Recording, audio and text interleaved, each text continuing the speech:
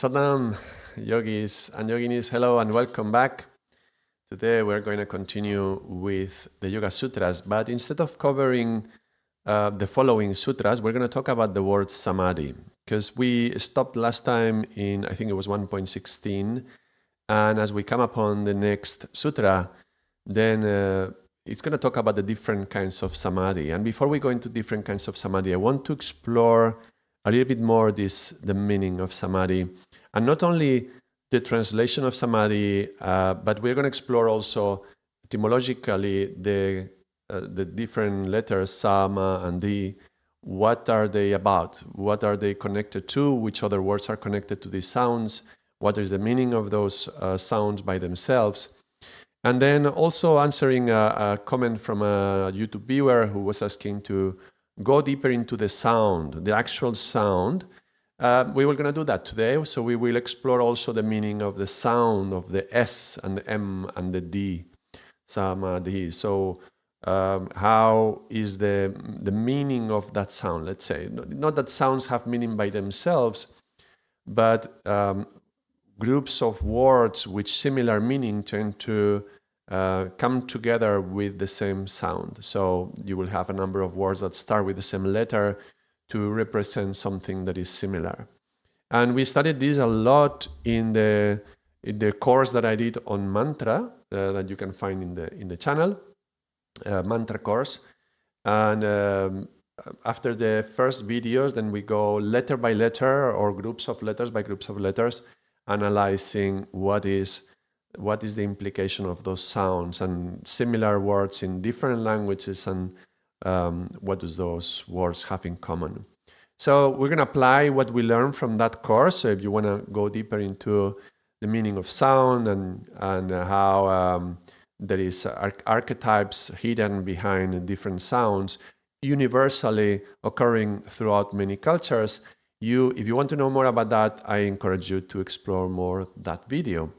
But today we will apply what we learned from that course, the course on mantras. We will apply it to the word Samadhi itself. So we're going to focus fully on Samadhi today. And on Thursday, I will explore the following two sutras that we just stopped shy of. That's the 1.17 and 18. We will see what different types of Samadhi there are.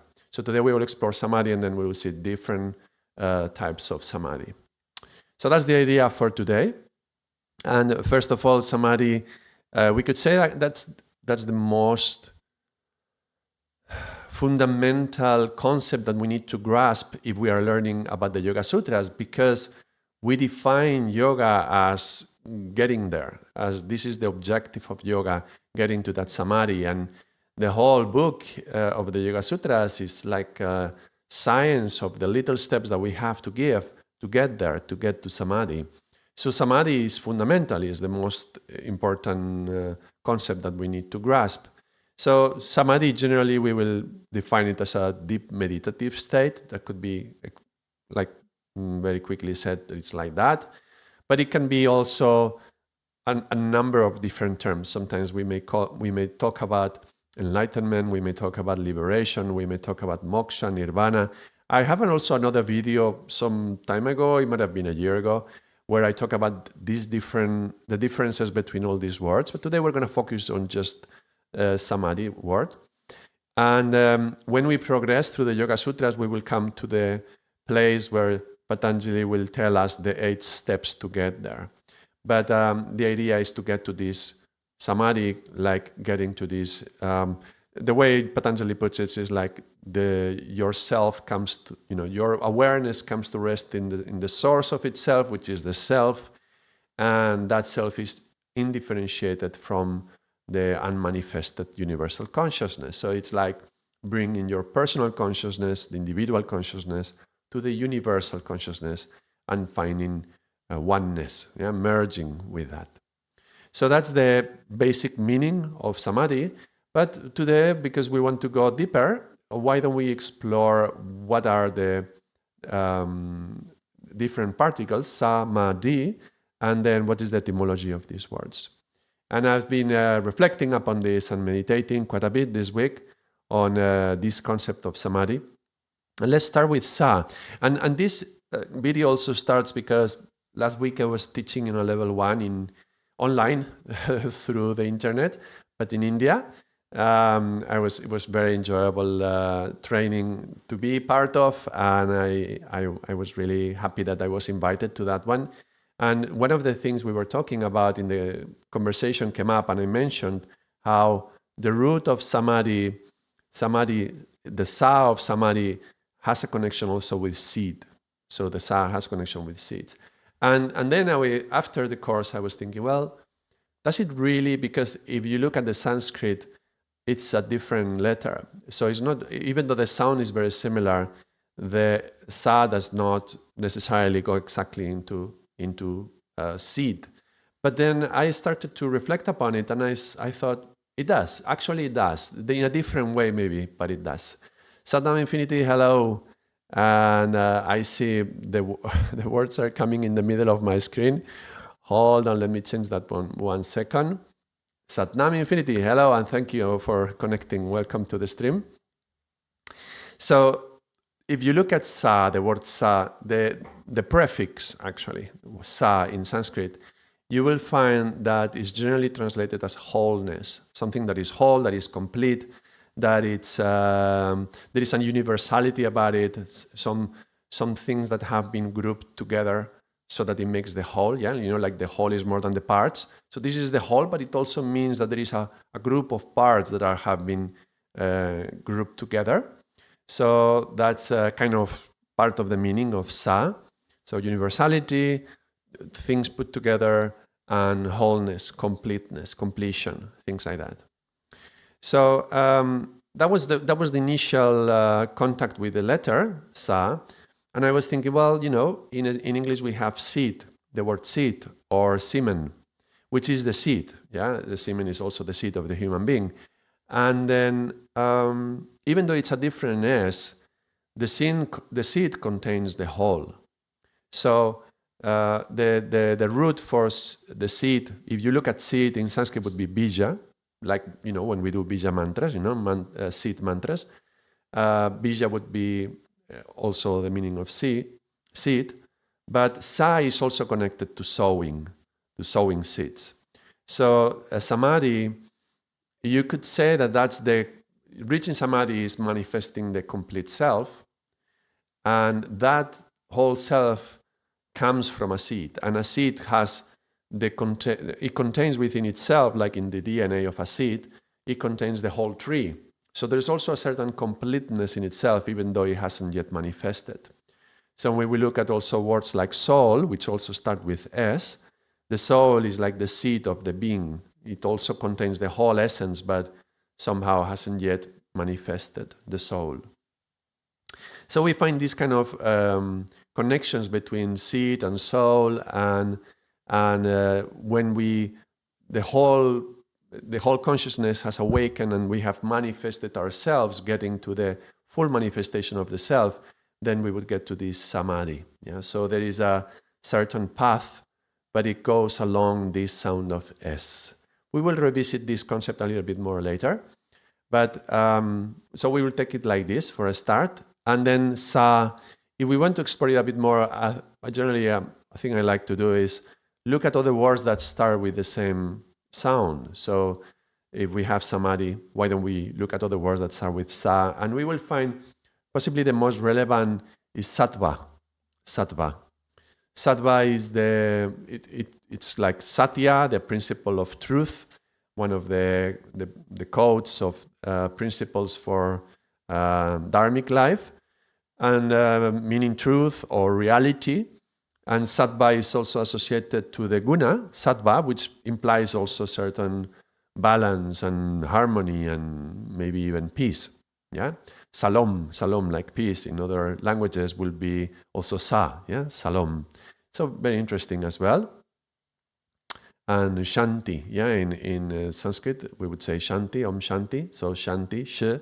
That's again, it's not Sa, it's Sh, but they are sibilant sounds. All these sibilant sounds have something in common. We will explore this more in detail later.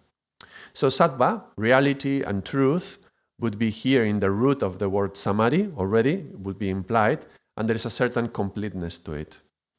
Sai also means holy, like in the name of Sai Baba. Oh yes, excellent. Thank you, Infinity. Great. And Siddhi as well. Siddhi something. Yeah, Siddhi, great someone, great soul. We'd say Maha as well. Like when we put in the name in front of the name, sometimes we say Siddhi, like Sri Yuktesvar, and Maha, like Paramahansa. Yeah, so Maha. That also contains this concept of greatness. So interesting, I mentioned Maha because Maha has the Ma, like Sa, Ma, Di. So interesting that Sa and Ma are both utilized in Sai or Siddhi and Maha. So that's a curious, can we say coincidence? Okay, let's call it that. Other words that start with Sa could be also relevant to the conversation, would be samsara, which in a way it's really the opposite of samadhi, because samadhi is when you are approaching your liberation. Could even say that it's your liberation. A particular kind of samadhi is liberation. We will see more about this in the following video on Thursday. But samadhi is pointing towards the liberation. Liberation from what? Liberation from the cycle of birth and rebirth. And that's what samsara means, is this endless ocean of lives and deaths and lives and deaths and rebirths that we are trapped into. This makes me think of the mantra Satnam, when we chant Satnam, because Satnam, we can just say that's it, that's your true identity. And that's the truth, the Sat in there, Nam is the identity. But how interesting, it just occurred to me now, that when we separate it into particles, we generally say Sa, Ta, Na, Ma, Sa implying the infinite, and Ta is life and birth, Na is like saying no, is death, and Ma is like the mother, which gives you the rebirth. So Sa, Ta, Na, Ma is the cycle of birth and rebirth. So we are going back to this samsara. And it starts with Sa, Ta, Na, Ma, and ends with Ma. And how interesting that we have Sa, Ma, Di. So possibly Sa, Ta, Na, Ma is a good mantra to cross from the Sa to the Ma, going towards the Di. So very relevant, interesting. Also in Ramadasa, yes indeed, Ramadasa Sase Sohan, the mantra that we use universally for praying for healing. And since Sa, actually the name comes from the fourth Sikh Guru, that's Ramdas, Guru Ramdas, Ramadasa. And interesting that the Das component of Ramdas is Da and is Sa, like Samadhi. So there is the D and the S, of the Samadhi. And you can find it in Das. Das generally means service. My name is Ardaas as well, so I can relate to that as well. Ardaas means prayer, and how the prayer can also connect the Da and the S. So Das.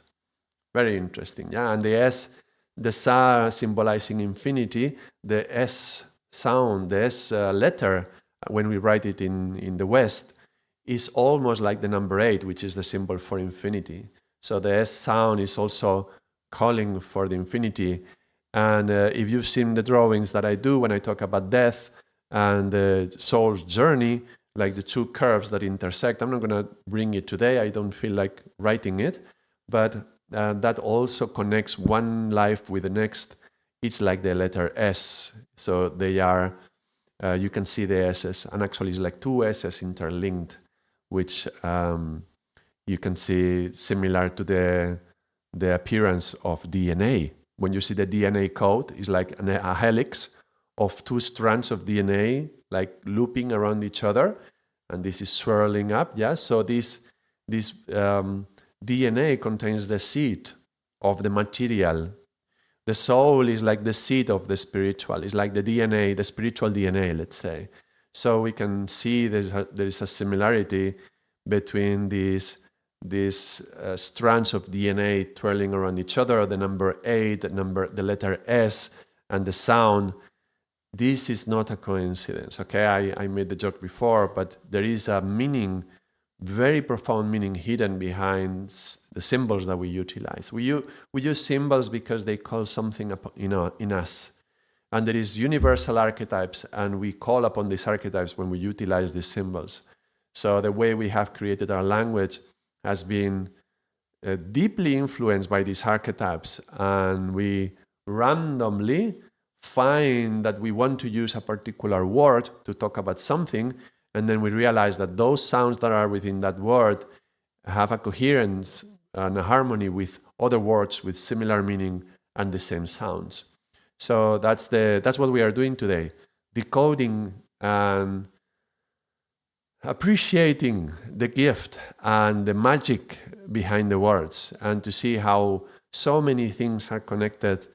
To me, this is the magic behind, and to me, I associate the magic with God and the ultimate intelligence that has been guiding all of this. So when somebody decided to talk about, to say shalom for peace, then they were inspired by those sounds. Lam, lom as lam. Lam is the first chakra. S is the sound of the kundalini in the first chakra.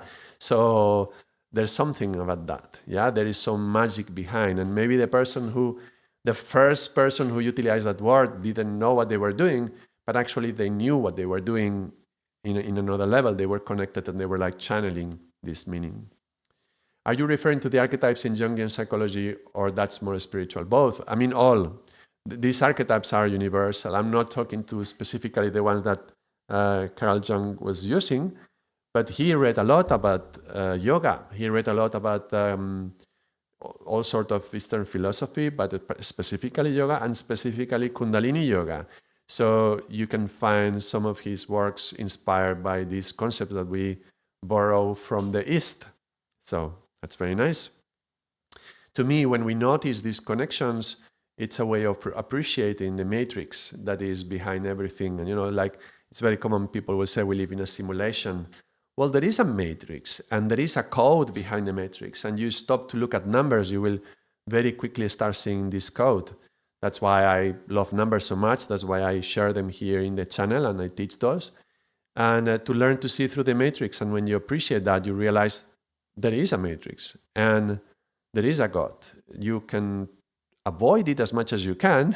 You can try to run away, but you come face to face with it as soon as you start contemplating archetypes, magic, numbers, and these sort of things.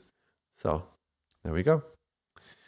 So we are in the Sa of Samadhi. We have explored Sattva, we explored Samsara, and Satanama, and Salam. And in Arabic we say Salam, as I once told you, that means peace. Yes, exactly, like the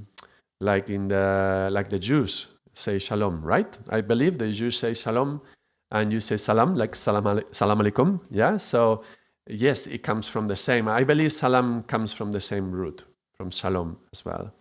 I may be wrong, but I believe Salam comes from that root as well. So, and Lam is the Bija sound, the seed sound for the first chakra, which in another video I mentioned how Arabic language and Arabic culture is very, very connected to the earth element. I mean, it's a whole culture born in the desert, right? And that's sand. Sand is earth. So there is a strong connection between Arabic and Muslim traditions and the Quran and the Sufi saints. When you read that, there is a lot of the energies of the earth imbued into the texts. And the first chakra, the earth chakra, is charged with energy when we say Lam. So the sound of La is very strong. And you can find it in the very word for God, Allah, Allah. Yeah, so there's the L is there. So we are charging this first energy, the earth energy, with that very word. That's very, very, very powerful. Yeah, when you can connect to those words and you know that there is a hidden meaning and there is a hidden power behind those words. And when you are vibrating the sounds, you are creating that effect in you, in your own body, because you are charging your chakras as you are chanting. If you do it consciously, it's even more powerful. And then you can benefit from that. You can put it into your prayers and you can empower your prayers. It can become more powerful. So that's something that I hope you can explore it. So we have explored Sa. Another word for Sa is Samyama, which is generally to the 3 last steps of the 8 steps of yoga that we will see later on when we come into that when we explore the 8 steps of Patanjali. Basically, the last 3, Dharana, Dhyana, Samadhi, that would be the Samyama, I don't know why I say Samyama, but Samyama, which would be a sort of mastery of the mind. Now we were talking about Sa, how it kind of connects to wholeness and togetherness and completion and universality. So there is like being able to hold your mind in this totality by itself and complete and hold it like that. So I think it makes sense. All right, so that's enough about the sound Sa from the perspective of etymology. But we will go deeper into the sound when we explore archetypes and meaning of archetypes. We will do this today, after we explore Ma and Da. Let's go into Ma.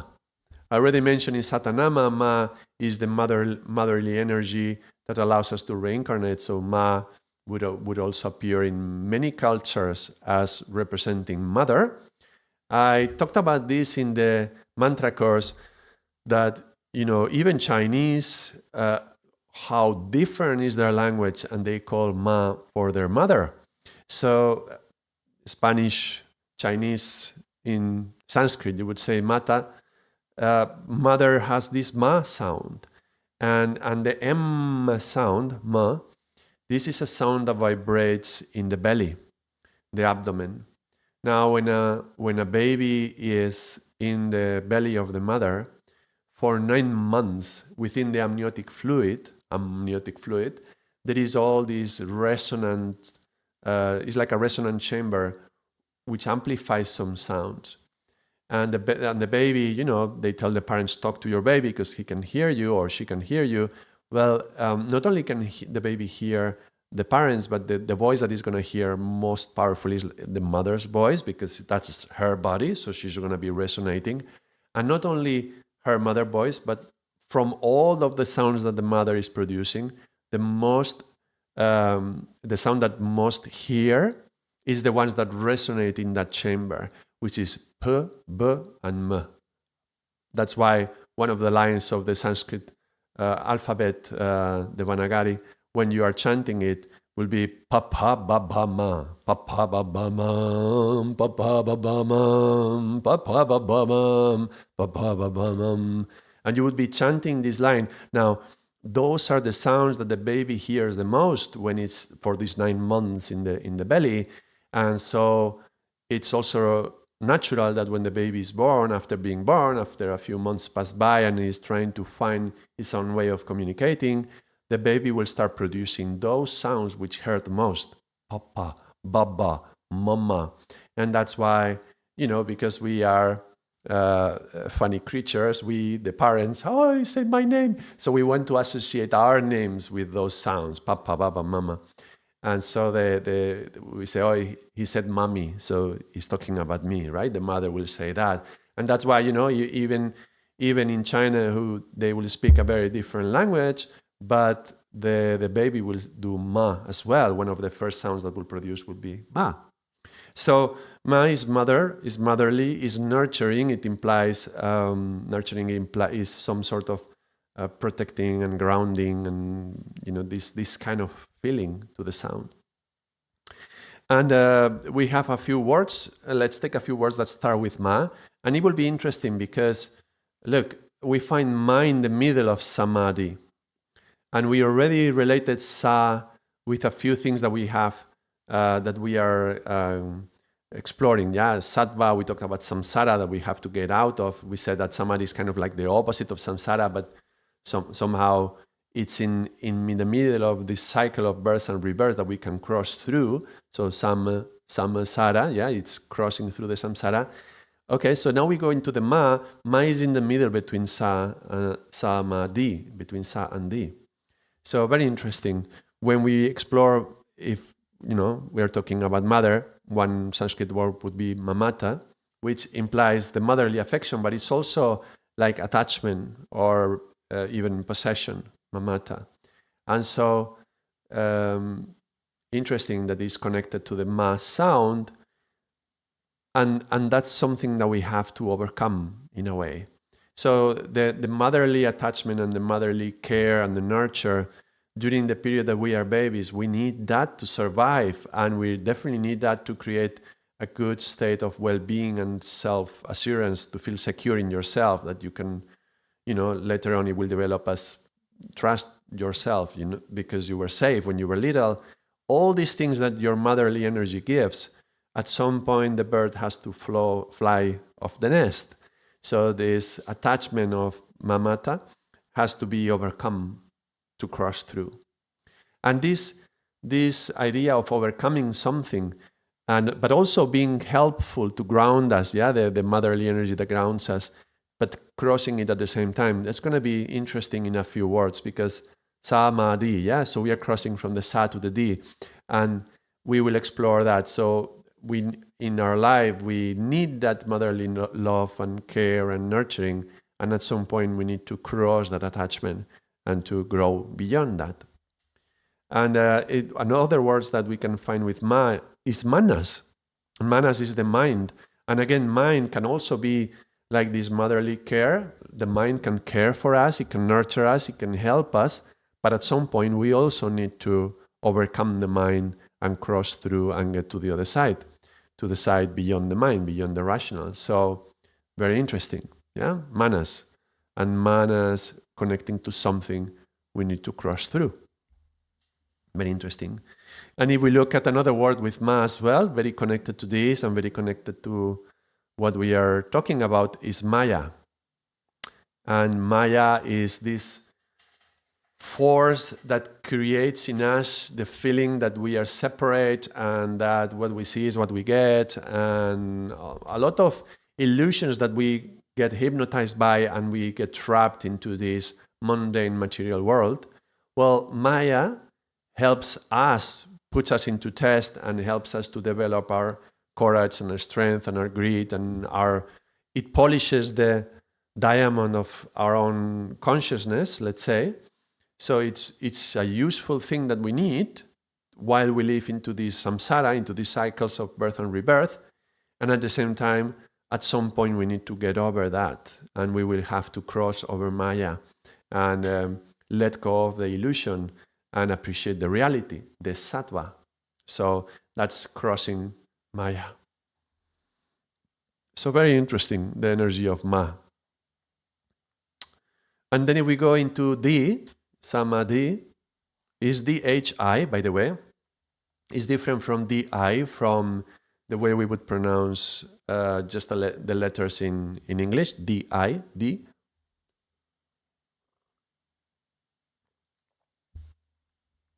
Is different in the way that D-H-I implies it's an aspirate sound. And an aspirate sound has an extra sound within. So it's D. It's not D, it's D. And that means that there's something happening here in the throat, and there is like a barrier you have to cross through. D. So it's not, but D. You have to cross that barrier. And we are talking about originating from the S of Sa, going through the Ma. The Ma is nurturing and holding us while we are going through this process. And then getting to the D, and there's going to be some sort of barrier, and then we cross the barrier, and then we are free. So there's that D. All right, so Samadhi, the very word has that meaning, to starts, and then it's nurtured, Ma, and then D, and it crosses through the other side. Well, what is on the other side? What does actually Di mean? Well, more than Di would be Da. Di comes from Da, and Da in Sanskrit would be to hold something. I think it also means to place, I read, but I'm going to stay with the holding concept. And if we look at words which end in Di, which is what we are interested in, we will find one that has already been present. Did we mention it Did it come up? Well, if it didn't come up, it will come up very shortly, which is buddhi. We have talked a lot about buddhi already. It's one of the aspects of the mind. Just like manas, we have a hankara and chitta and buddhi. Buddhi is the part of us which has the discriminative power, the capacity to discriminate. Sometimes it's called intuitive discrimination, but the one that is going to tell us, well, what is true and what is not, which is definitely the tool that we utilize to find wisdom. So buddhi also connected to the Buddha, meaning the awakened one. Buddhi means you have to keep it awake, because buddhi tends to go to sleep, and then the mind stays operating within manas, chitta, and hankar. And then our ego from the hankar operates through manas, and then our mind gets trapped in the ego. In order to avoid this, we have to awaken buddhi. If you want to know more about this, we did a mind course, and there is one video on the functions of the mind, and I go into depth into that. But basically, when that part of your mind has to be awakened and has to be held awake. So the holding of the D, that's with the buddhi. So you have to hold that state of awakening to manifest that. So buddhi meaning that discriminative faculty, that's something that we have to hold. Now another word that ends in D is something that we will explore a lot in the Yoga Sutras, though I'm not sure how in depth we will go, but that's something that Patanjali certainly talks a lot about, which are the siddhis, these spiritual powers that may occur naturally as you are developing your powers of concentration and your commitment and your discipline, and you are walking towards the liberation. And on the way, you may experience there is all these sort of powers that may awaken in you, like your capacity to read someone's emotions just from being in front of them, and maybe even their thoughts, or maybe you can move something about the tattvas, manifest something in the tattvas in some way. Whatever it is, siddhis are generally considered like a byproduct of meditation, but also a challenge, because you can get attached to that. So just like with the ma energy, the mother, which can create a lot of attachment to that energy, and it holds us back. The siddhi can also be something that at the very end, when you have to cross through the door, D, yeah, and the, meaning breaking through the barrier, the siddhis, when you are getting to this high level of concentration, when you are really good at meditating, the siddhis can hold you back, and you cannot cross into samadhi, so they may hold you back. So that's interesting as well. And another word that has the DH at the end, not D, but Da, would be Shraddha. And that is the faith and devotion. So we said that D was about holding.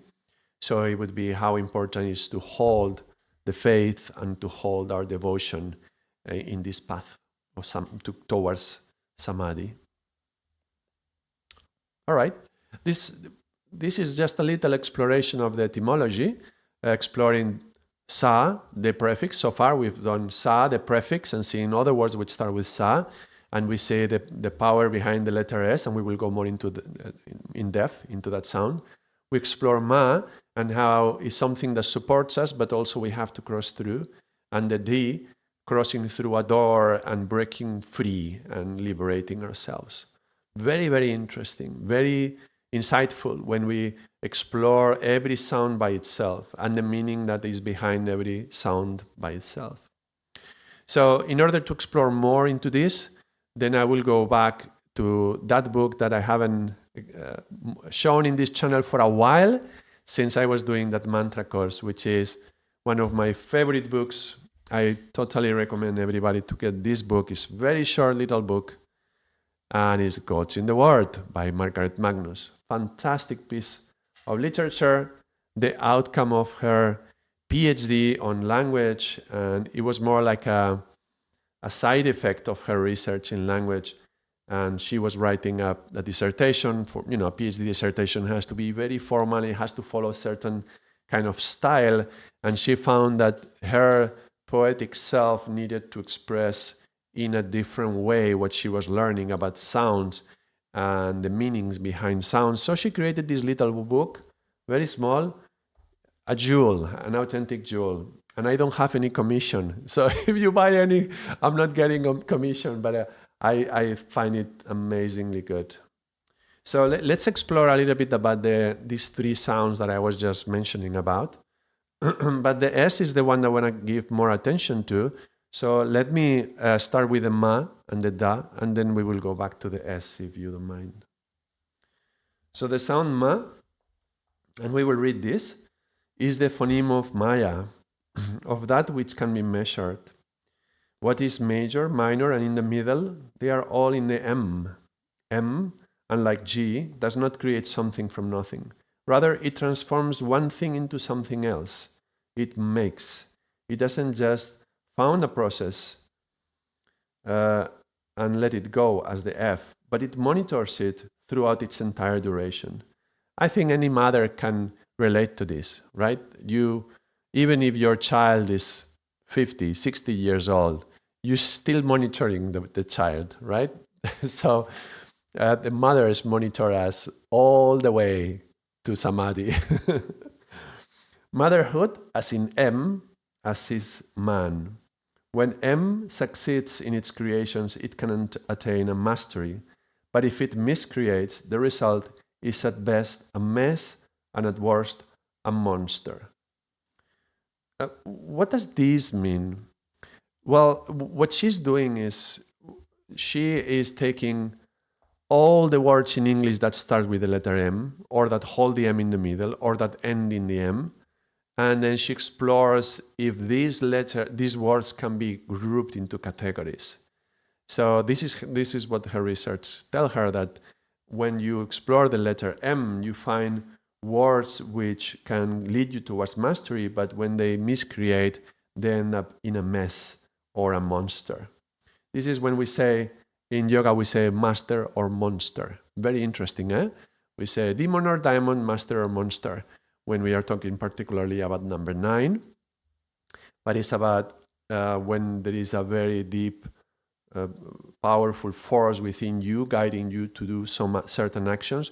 Where does it come from? Comes from the master in you or comes from the monster in you? So that's very interesting. M is the magician, also number 9. Its texture is mushy and that of the primordial mat, 9 and 1. Now that we have a little bit of numbers, I can bring some of the numbers. Yeah, motherhood would be 8, but then the magician and the master and the monster and the mess and the mat and the primordial, this is all 9 and a little bit of 1. Mud is water and earth, so it's 1 and 2, 9 and 8. 8 is the mother and 9 is the magic. And the mother is the vehicle for the magic, so we can see the connections between the 8 and the 9. Isabel was watching a video and commenting in the comments of YouTube, asking me about numbers and letters. And I would love to do more research into that. But this is an example, how one letter is kind of connecting the 8 with the 9. All right, so this is the M of Ma. Yeah, the motherhood, the M, that it transforms one thing, it doesn't let it go, it holds it throughout the entire duration. And sometimes we do this meditation in Kundalini Yoga, you know, the conch meditation. Some of you will know it, where we are sitting with one leg up and then we are chanting Ma and listening to the sound of Ma. Divine Shield meditation is called. And very powerful, very emotional meditation. Ma is the mother, so some people through chanting Ma will connect to their mother in a very profound way. Some of them will connect to the universal mother, to primordial mother, to the divine mother, God in the female form. And it's very healing to especially the feminine line of your family. So that's very, very healing for that. And that sound is chanted like that. Ma. So it really carries you on, yeah? Because to get to Samadhi, to the D, to the liberation of the D, that's going to take a long time. And it needs nurturing and it needs sustaining. So that Ma energy is going to be needed. Should we explore the D and this concept of liberation? Let's see what Margaret Magnus has to say about the letter D. Let's go to the third one. I prepared these little stickers for us. Don't take all this. This is, I'll do a lot of research on these things and I take many notes. But let's read this. D is a door which divides the space into two equal parts. We will see it every time we find a word that starts with D. It implies two. And there is a division, like a division between two aspects. And that's going to be number 2, therefore. Letter D is going to go straight into number 2. Very interesting. It sets up a gate midstream in an ongoing process. Now, those of you who are familiar with numbers now know that the second chakra, number 2, will be water. So she uses a metaphor that is a gate midstream in an ongoing process. That's all about the number 2. And the stream is often literal. D is a very wet phoneme. We're talking about water, yeah? In conjunction with R, we don't have that because this is Samadhi. At the beginning of the word, blah, blah, blah, blah, blah. This is not our case. Okay, this phoneme occurs more frequently at the end of a word than at the beginning. And D is overwhelmingly downward. Over half of its words are literally or metaphorically something down, implying small, soft, depressed, dark, subdued, and dainty. Diminute. Very interesting. So D is implying down. Now, when I came upon this, I was reflecting. First of all, this is the age. Samadhi is the age. Huh? Oh, sorry, I see a message now. Can you please explain why certain sounds are more effective on specific days, like Ramadasa on eclipses or rare astronomical events? I also heard it connects to other realms, such as ancestral realm. So doing Ramadasa on auspicious days is great for ancestral healing. All right? Okay. So let me go into that in a moment. Let me just finish with this idea and then I go into your comment. So this is not just D, it's the H, Samadhi. So this door implies some sort of barrier that we have to cross through. Kind of like when we do the sounds of P and B. P, P. Yeah, we have to cross through that sound to get through. And D, that's also sort of barrier. So, but there is one more concept, this idea that is predominantly downwards. That's something very revealing also because, and also the connection to water. And number 2, water is energy and energy is fluid like water. So, and the Kundalini energy, which is a very sexual energy linked to the second chakra, but it lives over there in that region between the first and the third chakra. And that's a very sexual energy. We will see more about this, what happens with this sexuality, but I made a video on sexuality and spirituality and I reflected how this S of the sexuality transforms as it evolves through the spine, as it moves up from sexuality to sensuality to sensitivity to spirituality. So as it goes up through us, there is a transformation from sexuality, I'll say one more, sensuality, sensitivity, and spirituality. And you can see the S in every one of these steps. Now, we're talking about the D now, but the D connecting to the second chakra and D connecting to water and D being a sound that goes down, I think it's very revealing in a hidden way because when you get to Samadhi, you are going up to the crown. And I believe the sound of D, it's asking us to come down from the crown into the heart.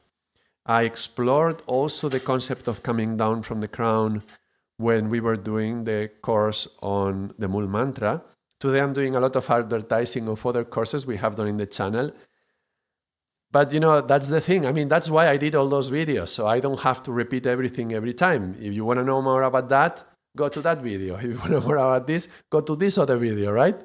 But the idea is that as we were doing the Mool Mantra and we came to say Bang, which is there is an explosion there of consciousness and that's reaching the crown.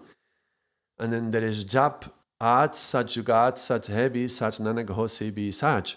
And that sound was also bringing us down and the idea was to settle into the heart. So just as Samadhi is bringing us to the crown, there's different levels of Samadhi. And I would say that the final liberation of Samadhi is not out into the ethers, but is into the heart. We may explore more about this in some other video, but basically that's my take on the sound D bringing you down so that you don't space out into the ethers, but Samadhi. Sa, raising the S energy, Kundalini energy through the spine. Ma, nurturing it and helping it develop. Dhi, crossing through the barrier and coming down. So Samadhi, and coming down back into the heart.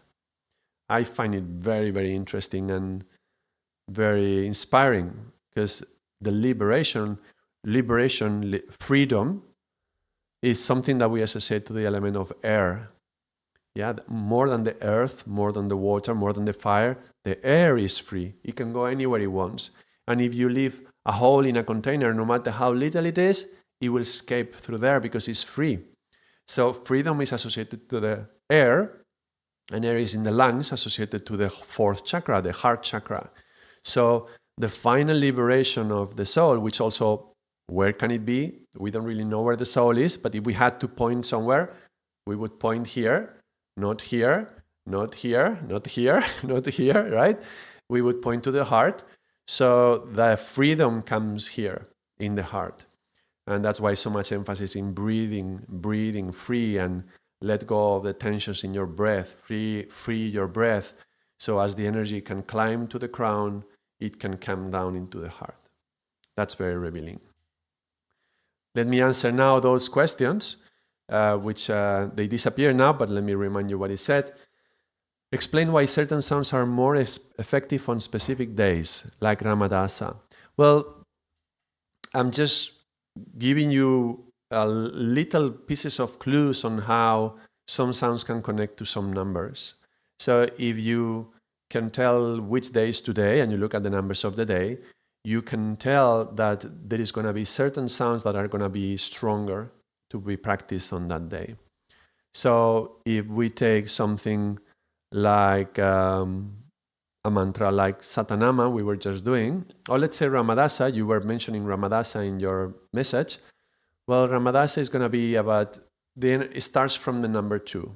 It's the energy that starts on number 2. It can be, and is healing, like the second chakra is water, and water cleanses us, so it heals us. So the healing energy of Ramadasa is associated to the 2, and so am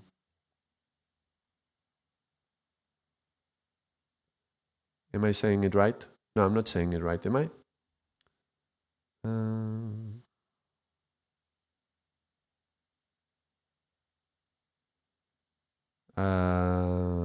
Let me think, 1 second. No, it ends in the 2. Is that right? Because Ra, it starts with the 3rd chakra. Ramadasa. Yeah, so it would start. Sorry, I messed up, but that's the thing about numbers. You cannot mess up too strongly because then you can realize you can recalibrate. Ra starts from the 3rd chakra and then ends up in the Sa, which is in the 2. That's it. So ends in the 2, ends in the water, ends in the healing. So if you know which day of today is, you can check the energies of the day and apply it to the mantra that you want to choose to chant. And then, apart from the day, that doesn't have to be any special day like an eclipse or anything, just the day that there is today. Today is 17th, so 1 plus 7 is 8. So there is the 7 and there is the 8. So that could be a resonance with that number, with that mantra, for example. But then what happens also in specific days when there is eclipses or rare astronomical events, then those may have some other strength that you can associate to certain mantras as well. So if you're chanting a mantra for the sun or for the moon and there's going to be an eclipse, that's going to be significant. I think last night was full moon, so there is a number of mantras that chanted in full moon have also special strength. And such, that's one sound. The sound such is a very powerful sound for the full moon. And sare sasa sare sasa sare sasa sarang harare har har. That's also a full moon mantra that you can. There is actually a meditation that's called full moon meditation with that mantra, and it's going to be more powerful. And you mentioned You also heard Infinity was asking whether it connects to other realms, such as ancestral realm. So doing Ramadas on auspicious days is great for ancestral healing. Doing it any day, you can do it for healing. You don't need to wait for a auspicious day. Every day is an auspicious day. Don't necessarily wait for some special day to do something. Just do it any day. Of course, there will be days when there's going to be a stronger energy moving around.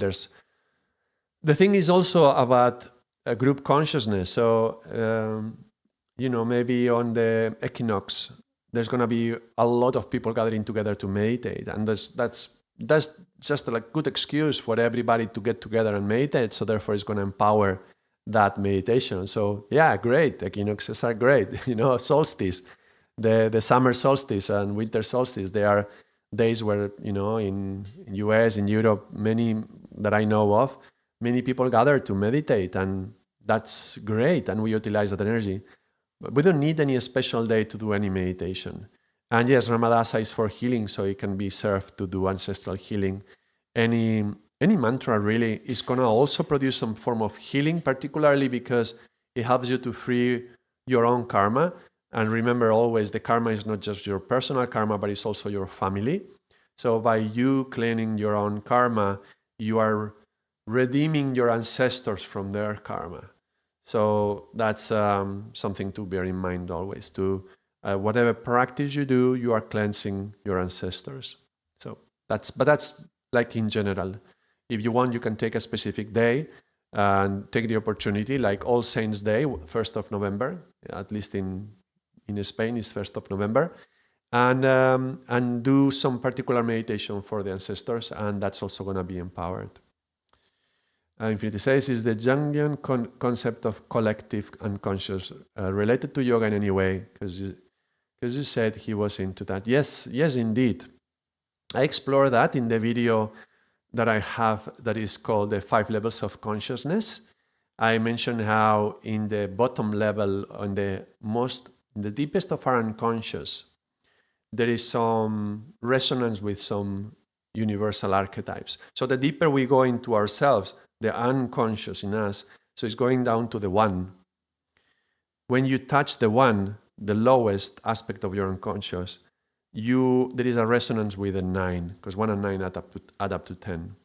So the universal archetypes of the 9 and the collective unconscious, that's the 9, they are connected to our individual unconscious. So as we go deep into our own conscious, we can connect to that universal unconscious.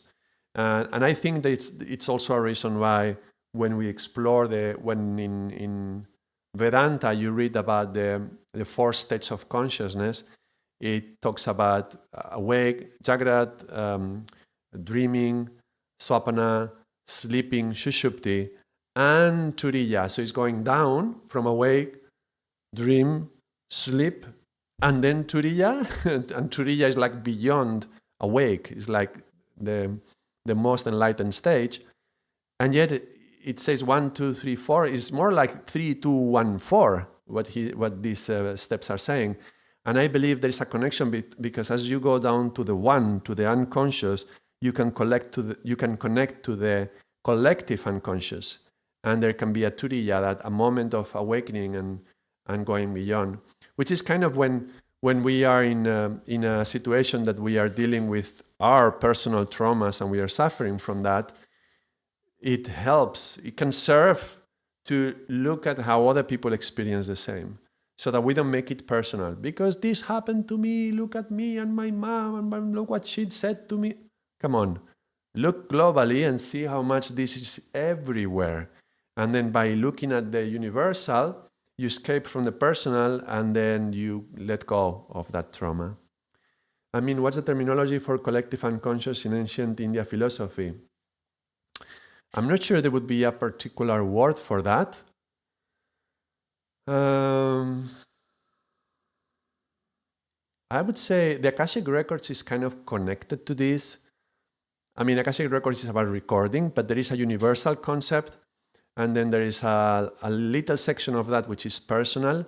So that's kind of the relationship between my personal unconscious and the collective unconscious. That would be one thing. the subtle body is going to be connected to that. My subtle body and the subtle body of everybody connected through. Sometimes there's something about the, how is it called?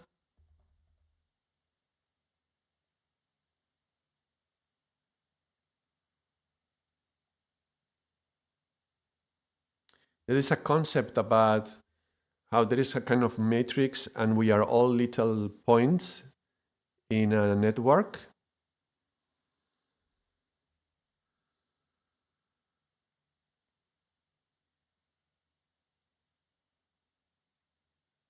I can't remember that concept right now. Indrasnet, yeah, that's it. Yeah, Indrasnet.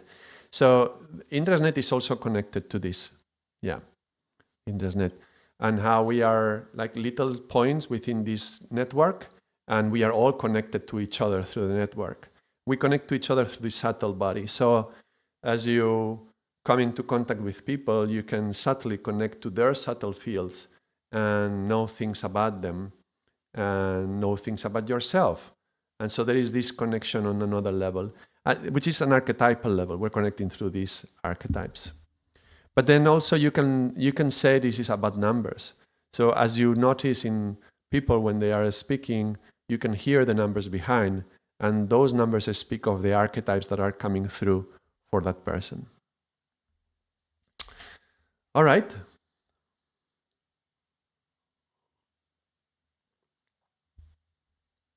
All right, thank you for the questions, Infinity. We have explored the Ma and the D.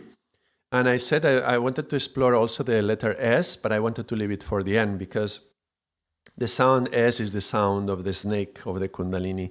So let's read what Margaret Magnus has to say about the S. And actually, she has two sections in this book where she talks about the S. The most basic is, the first section is this one, and she has a bigger one.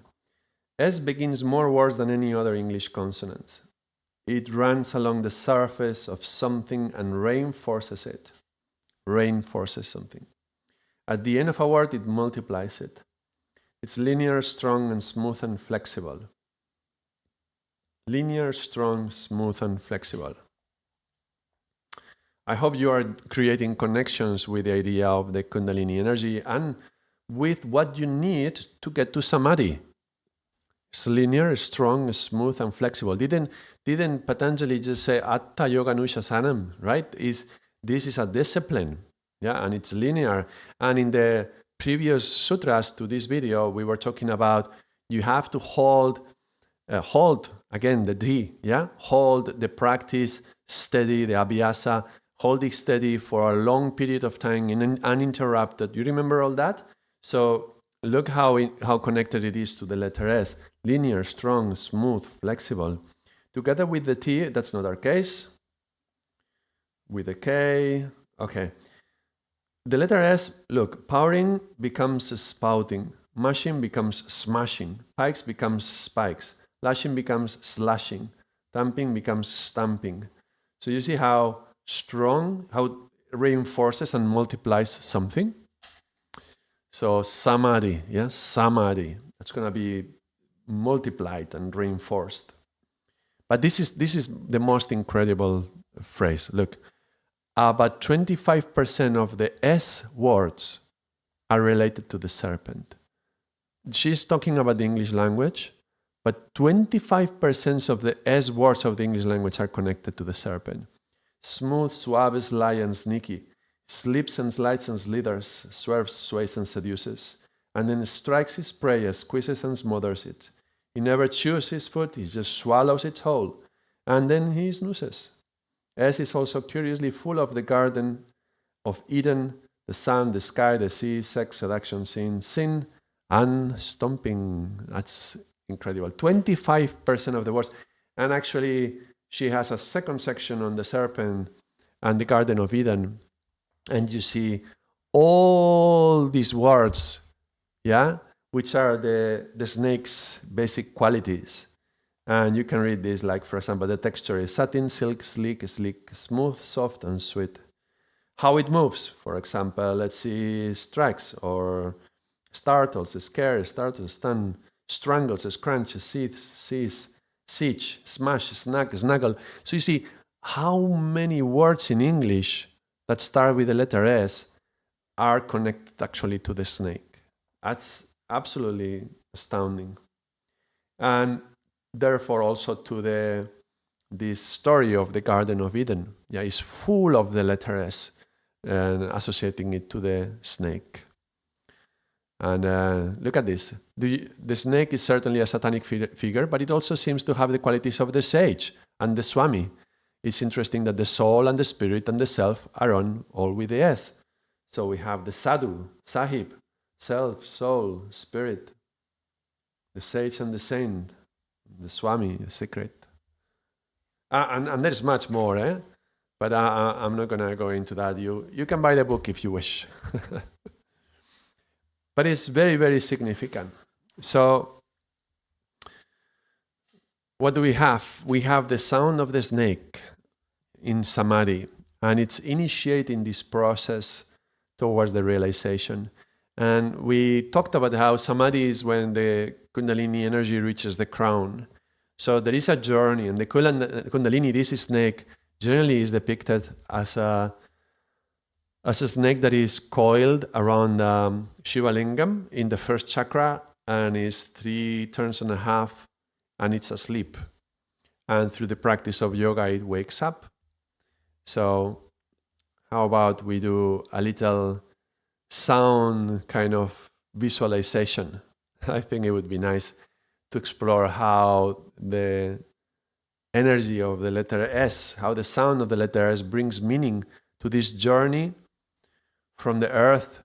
Yeah, and look, we even before we come into this earth, we are in the belly of our mothers, Ma. And before we go through the door, Di, yeah, we have to do this journey.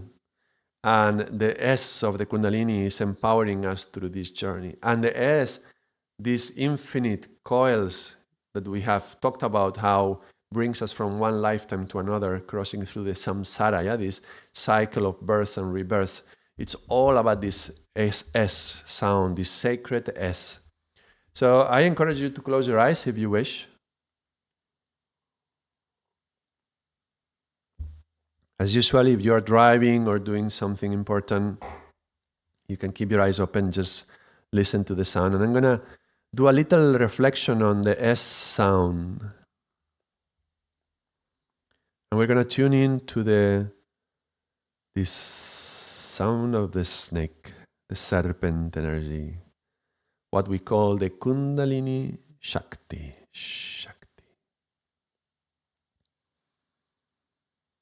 And at the beginning of the story, this snake is still. It's peaceful and serene, silent.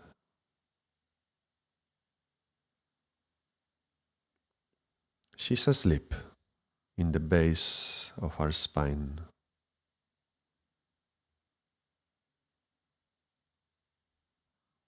Nested in our sacral chakra.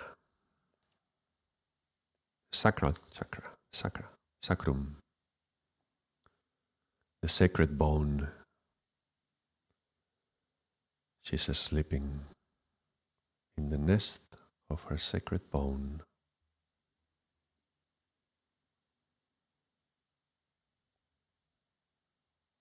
She lies there,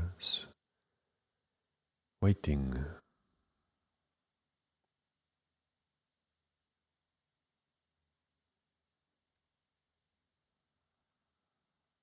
Waiting for some subtle spark, some whisper, some small sound to awaken her, to seduce her into waking up.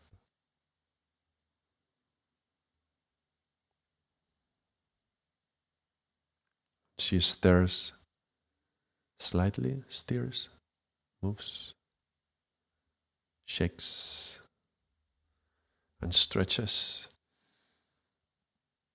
And as she wakes up, she starts to slither up the spine, sensing its way up, ascending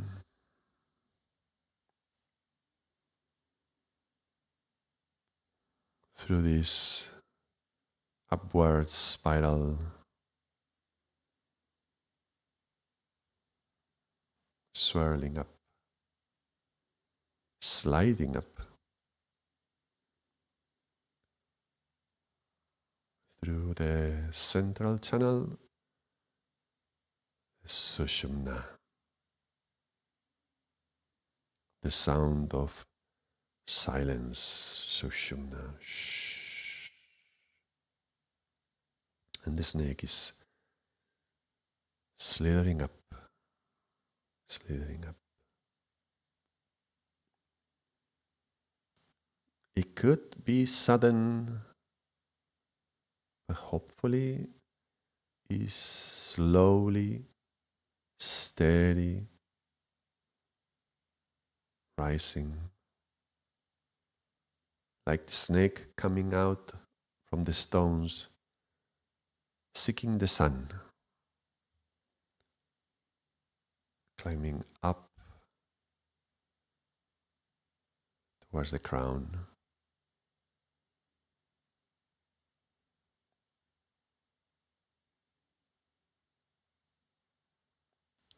Seeking something secret, something sacred. The crown of spirituality, the seat of spirituality.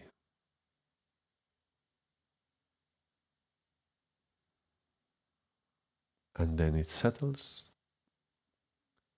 and stays still, steady, stable, strong.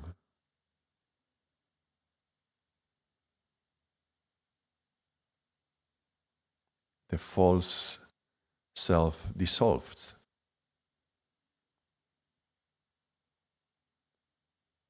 and the real self, sublime, established.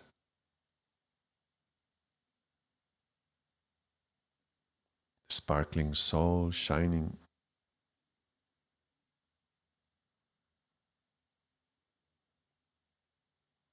back to stillness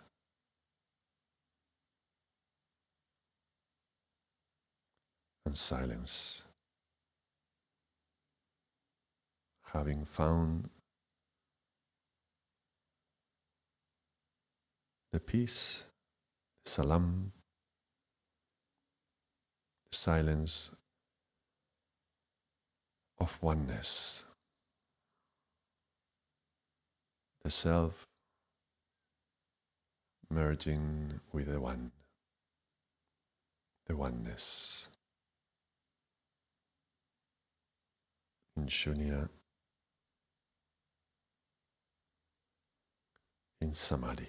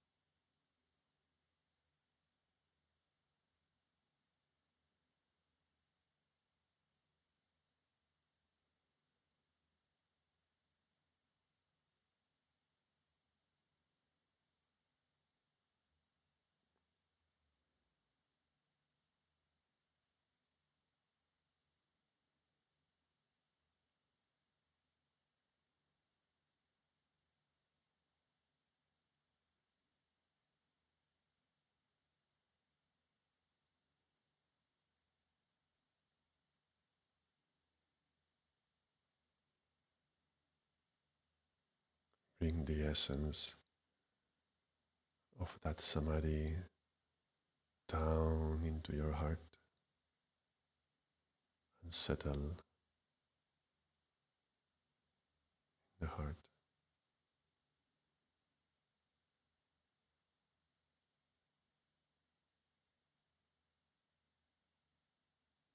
Just stay there.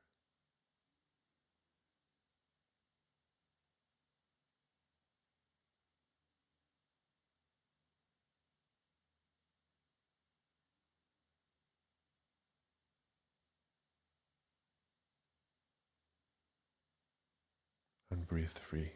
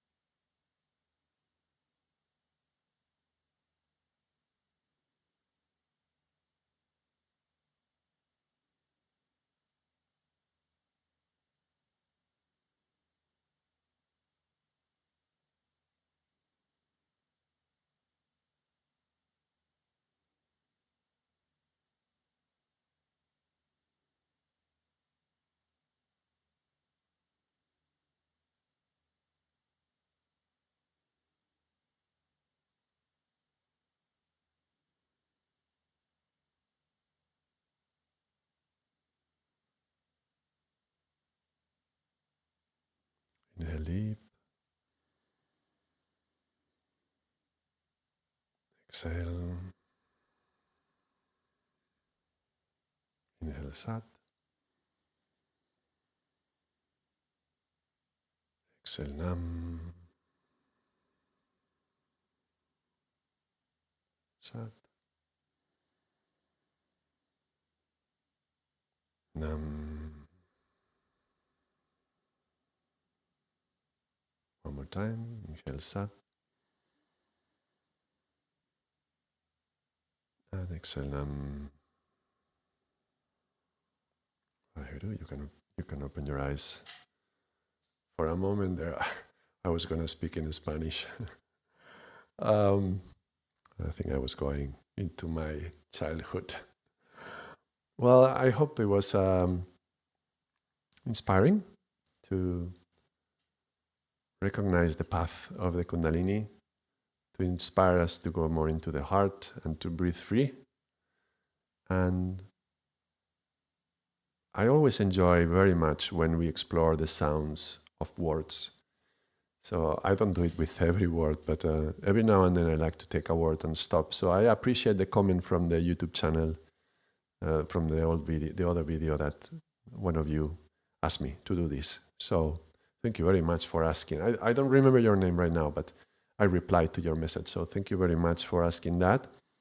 And I hope it was inspiring for you. If you enjoyed it and you want to continue watching these videos, don't forget to like and subscribe. We're going to stop here right now. And on Thursday, we will continue the journey through the sutras. Now that we have a closer approximation to understanding, or at least feeling, what Samadhi is, we will explore the different types of Samadhi that Patanjali identifies and maybe other teachers identify. So until Thursday, thank you very much for watching and take care. Sadnam.